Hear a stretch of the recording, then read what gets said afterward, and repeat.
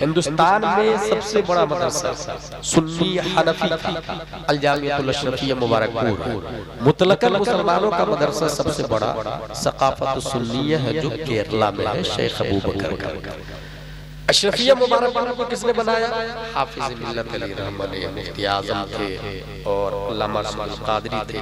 हाफिज मिल्लत चंदा करने के लिए एक अंसारी साहब मुबारकपुर ही अंदर हाफिज मिल्लत को बैठाया, तशरीफ रखी। घर के अंदर 37,000 रुपये उस जमाने 1972 तकरीबन उसकी बात कर रहा हूँ, 37,000 रुपया निकाल के दिया। कहा हजरत ये पूरे घर में यही पैसा है मेरे पास, इसको आप ले लीजिए, अब मदरसा बनाइए।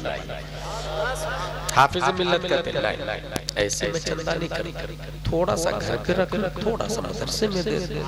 कहा नहीं, पूरा पैसा लेना पड़ेगा। बहस होने लगी भाई। वो अंसारी कहता है कि जब नबी ने चंदे का ऐलान किया और अबू बकर ने बटन तक काट के दे दिया था तो नबी ने इनकार नहीं किया। ये सुनकर हाफिज मिल्लत रोने लगे। उसका 37,000 रुपया रोते रोते ले लिए। चंद दिनों के बाद उस अंसारी की बीबी की तबीयत खराब हुई। पूरे मुबारकपुर में बात वायरल हो गई। उस जमाने की सबसे बड़ी रकम 37,000 कि फला ने हाफिज साहब को 37,000 दिया, फला ने हाफिज साहब को 37,000 दिया।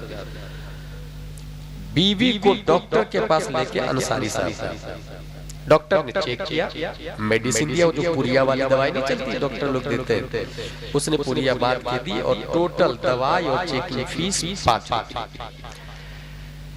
अंसारी साहब कहते हैं इसको खाते में लिख लीजिए, मेरे पास पैसे आएगा मैं दे दूंगा।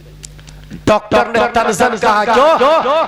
हाफिज साहब को देने के लिए, मदरसे में देने के लिए तुम्हारे पास 37,000 रुपये, बीवी के इलाज के लिए तेरे पास 5 रुपया नहीं।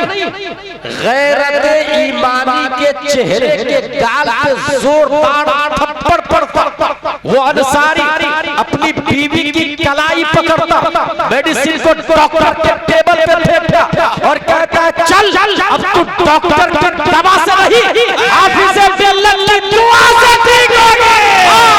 सुभान अल्लाह, सुभान अल्लाह। हाफिज मिल्लत की बारगाह